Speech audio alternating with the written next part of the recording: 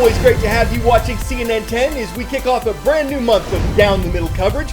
My name is Carl Azus, and today's first story concerns the last U.S. military plane to leave Afghanistan. It happened just before midnight on Monday, on the eve of the August 31st deadline set by the Biden administration. It signals the end of the longest military conflict America's been involved in, and for the U.S., it was a troubled ending. After announcing in April that it was time for American troops to come home, U.S. President Joe Biden suggested that hundreds of thousands of Afghan troops were prepared to defend their country. That's not what happened. In early August, Afghanistan's military and government collapsed, and the nation's former rulers, a militant group called the Taliban, took control of Afghanistan in a matter of weeks. The Taliban was the group that the U.S. led an international effort to remove back in 2001. At that time, the Taliban was allowing terrorists to live and train in Afghanistan, and it was those terrorists who carried out the September 11, 2001 attacks on the U.S. After more than 19 years of U.S. military involvement in Afghanistan, President Biden said in terms of manpower and cost, it no longer made sense for American forces to stay there. But Afghanistan was not considered to be stable enough for U.S. and other military forces to leave. And after the last U.S. plane departed the country on Monday, the Taliban declared victory over the United States. They celebrated at the airport from which thousands of Americans and tens of thousands of U.S. allies had been evacuated since July. The U.S. military said it did not have enough time to evacuate all Americans from Afghanistan. The U.S. State Department has said between 100 and 250 Americans who wanted to leave are still in the Asian country.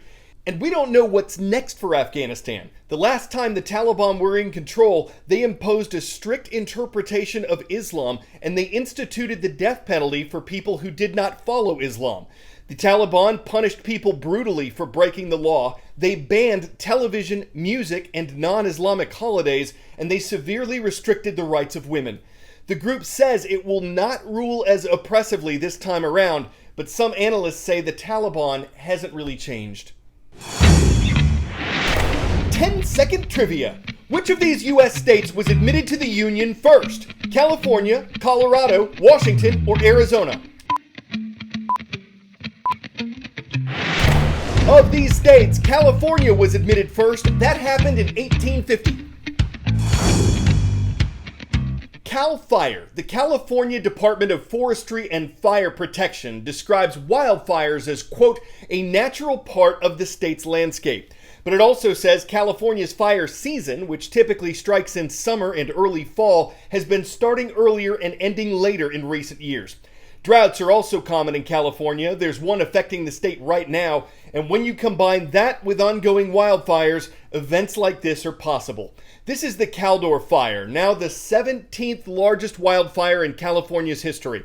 It's affected more than 191,000 acres south and southwest of Lake Tahoe. Tuesday afternoon, firefighters had this blaze 16% contained, which means they'd stopped it from spreading in 16% of the area it takes up. It's part of an ongoing challenge for the state. I just grabbed my dog, ripped my phone out of the wall, and ran out the door, and I was out of there within 10 minutes. It's been a week now since Gary Vicente had to quickly leave his home in Northern California. The Caldor fire destroyed nearly the entire town of Grizzly Flats, and now there's fear the worst is yet to come, leaving thousands of evacuees in limbo. The fire bearing down on the iconic Lake Tahoe area, a popular tourist haven known for its stunning mountains and emerald blue waters. Today, it's obscured by smoke. This fire has shown the potential with the terrain and the weather we've been experiencing and the fuel load from the drought that it has almost a mind and a behavior of its own. The Caldor fire has scorched more than 126,000 acres and leveled at least 461 single homes in less than 2 weeks. The urgency to stop its advance so great that California's forestry and fire chief says it's become the #1 firefighting priority in the nation. The hardest thing has just been the depression of not knowing whether I was going to lose everything or not. Gary and dozens of other evacuees are taking refuge in a Walmart parking lot. Where are you sleeping at night?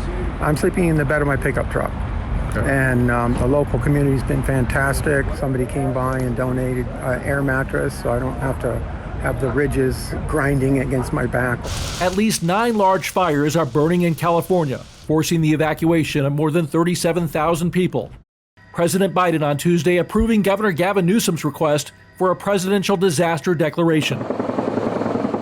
92 large wildfires are burning across the U.S., 7 states under air quality alerts. In Northern California, all these dots of purple showing where the air is hazardous to breathe.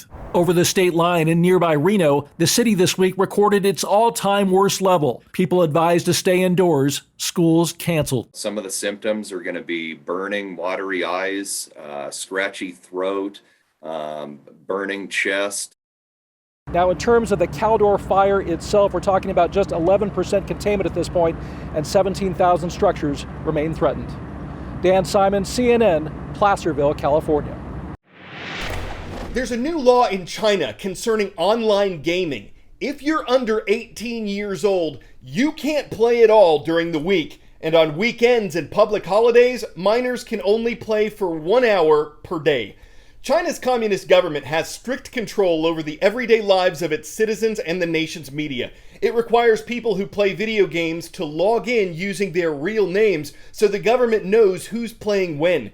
This isn't the first time it's put restrictions on video games, but it does make its limits more strict. It may still be possible for minors to play offline games, but critics have said the law unfairly presumes that gaming is bad and that it will prevent China from being competitive in online gaming. So why is the government doing this? Now, this is not even the Chinese government's first attempt to limit playtime for minors. Back in 2019, they already limited playtime for people under 18 to 90 minutes each day and 3 hours at most during public holidays. They have also long required real name registration and login for all video games. But all of these restrictions apparently not enough, according to officials, because they have received so many complaints from parents who say gaming addiction has severely affected their children's ability to learn, to study, their mental and physical health, as well as causing social problems. So the authorities trying to frame their latest decision as addressing people's concerns and protecting children's welfare. Now, the enforcement is mostly going to be carried out by gaming companies, which have pledged to strictly follow the latest regulations. But they also added that minors account for only a very small portion of their user base as well as revenues. There are, of course, plenty of supportive and even cheering voices online, with parents, some even outside of China, applauding this decision as a move long overdue.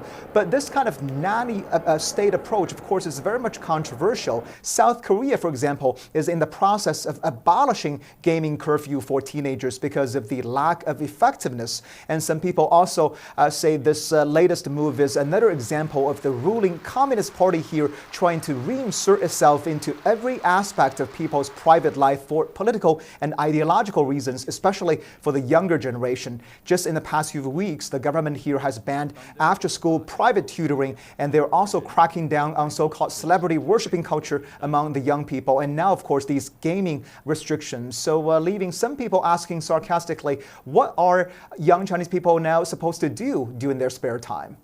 Stephen Jiang, CNN, Beijing.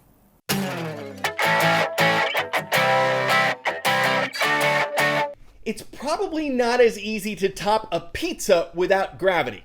Then again, that's something only these folks would have to worry about. This is a pizza party recently held at the International Space Station. The video was posted by an astronaut with the European Space Agency. The event might look kind of cheesy, but pizza is part of a variety of foods available to space travelers, though we're sure the longer trips make them hunger for a home-cooked meal.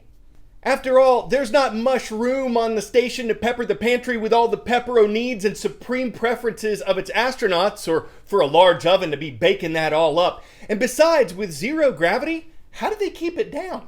Hey, speaking of pizza parties, we hear the students of Cardston High School in Alberta, Canada get one if they get mentioned on the show. So, time to pick out toppings, y'all. For a chance to get your school mentioned on CNN 10, please subscribe and leave a comment on our most recent show at youtube.com/CNN10. And if you click the notification bell, you'll know exactly when each show posts. Sometimes the early bird gets the worm.